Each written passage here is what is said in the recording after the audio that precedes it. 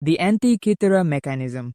In 1901, a group of Greek sponge divers discovered an ancient Roman shipwreck off the coast of the island Antikythera. Among the marble statues and pottery, they recovered a corroded, unassuming lump of bronze. For decades, it sat in the National Archaeological Museum in Athens, believed to be little more than a piece of a shattered statue.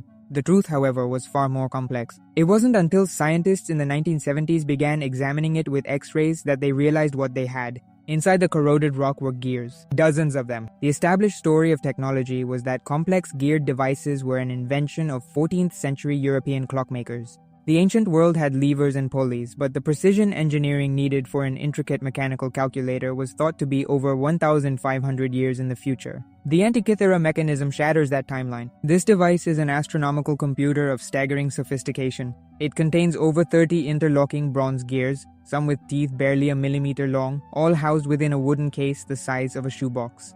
By turning a hand crank, the user could perfectly model the cosmos. It tracked the positions of the sun, the moon, and the 5 known planets. It could predict solar and lunar eclipses with startling accuracy, and even accounted for the moon's irregular orbit using a brilliant pin and slot mechanism that varied its speed. It even had a dial for tracking the 4-year cycle of the Olympic Games. This single object proves the existence of a lost branch of Hellenistic genius. It shows a culture with a level of mechanical engineering and theoretical astronomy that would not be seen again on Earth for a millennium and a half. It is a ghost from a world where science had taken a different path, a tangible piece of a technological culture that rose, flourished, and was then completely forgotten, leaving us to reinvent its marvels from scratch. Göbekli Tepe. For centuries, the story of civilization was simple and linear. First, humans abandoned their nomadic hunter-gatherer lifestyle and invented agriculture. This led to permanent settlements. Only then, with a stable food supply and organized communities, did they have the time, resources, and shared purpose to build massive complex structures like temples.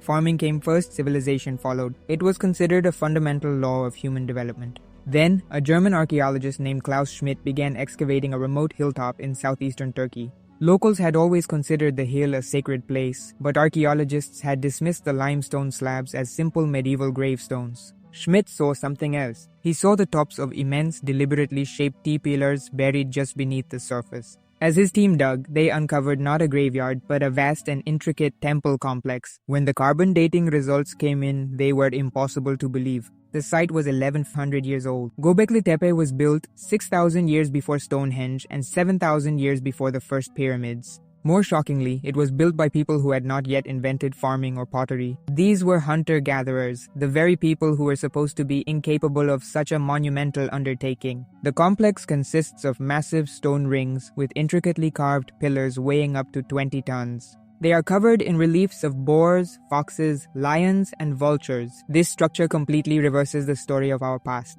It suggests that it was the shared spiritual quest, the need to build something monumental together, that forced humans to organize. The logistical challenge of feeding hundreds of workers at a fixed location for years may have been the very catalyst that sparked the invention of agriculture. A culture of sophisticated ritual and belief existed long before our first cities, and it may have been religion, not farming, that truly created civilization. The Lion Man of Hohensteinstadel. The earliest human art was thought to be a simple reflection of reality. On the walls of caves in France and Spain, our ancestors painted the animals they hunted: bison, horses, and mammoths. It was a literal world, a record of survival. The capacity for true imagination for mythology, religion, and the creation of beings that did not exist was believed to be a much more recent cognitive leap.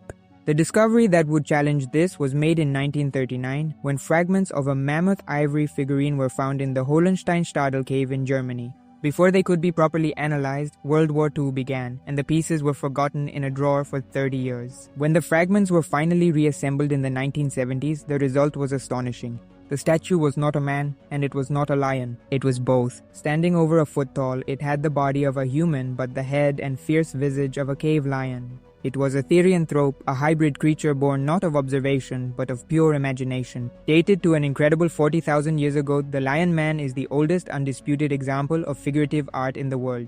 It is a masterpiece of sculpture, requiring hundreds of hours of painstaking work with flint tools. More importantly, it is proof of a mind capable of abstract and mythological thought.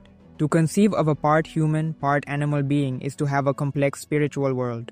It proves that 40,000 years ago a culture existed with gods, stories, and a view of the cosmos so ancient we will never know its name. It tells us that the human imagination, the wellspring of all religion and art, is far older than we ever thought possible. The Blombos cave engravings, the Great Leap Forward, was a theory that explained the explosion of art, culture, and technology around 40 to 50,000 years ago, often linked to the arrival of Homo sapiens in Europe. It was here, the story went, that the human mind finally sparked, giving rise to complex symbolism, language, and personal identity. Africa was seen as the cradle of our species physically, but Europe was the cradle of our minds. But inside a cave on a coastal cliff in South Africa, that entire Eurocentric timeline would be erased. In Blombos Cave, archaeologists were excavating layers of earth left by ancient inhabitants. They found what at first seemed unremarkable: small flat pieces of ochre, a red iron-rich mineral often ground into powder for pigment. But under close examination, 2 of these pieces dated to 75,000 years ago revealed something extraordinary. They were deliberately engraved with a precise geometric cross-hatched pattern. This was not a doodle. This was a deliberate design, a symbol. It served no practical function for survival. It existed only to convey meaning. It is by definition art. Found in the same layers were tiny perforated shell beads, the world's first known jewelry. They showed signs of wear, meaning they were strung together and worn, clear evidence of personal identity and social signaling. Together, the Blombos artifacts prove that the foundations of modern human cognition, symbolic thought, abstract design, and a sense of self were not born in a European ice age. They were forged in a South African cave by a fire on a beach tens of thousands of years earlier than we thought. The culture that birthed our symbolic world was African. The Lomekwi 3 stone tools. The story of humanity has always been tied to the story of technology. The crucial turning point, we were taught, was the invention of stone tools around 2.6 million years ago. This innovation, known as the Oldowan industry, was credited to the first members of our own genus, Homo.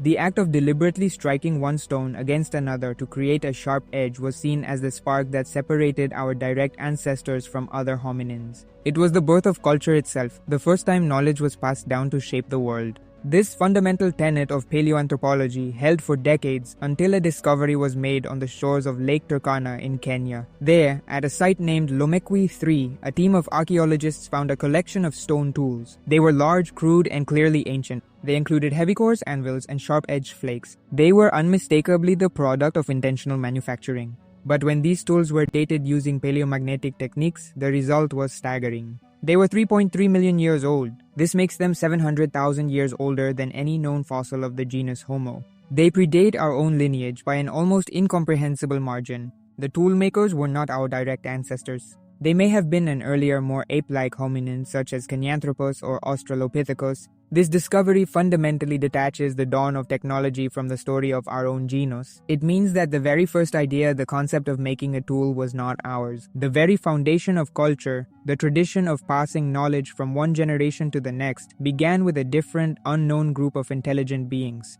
These stones are the ultimate proof of a culture that existed long before ours.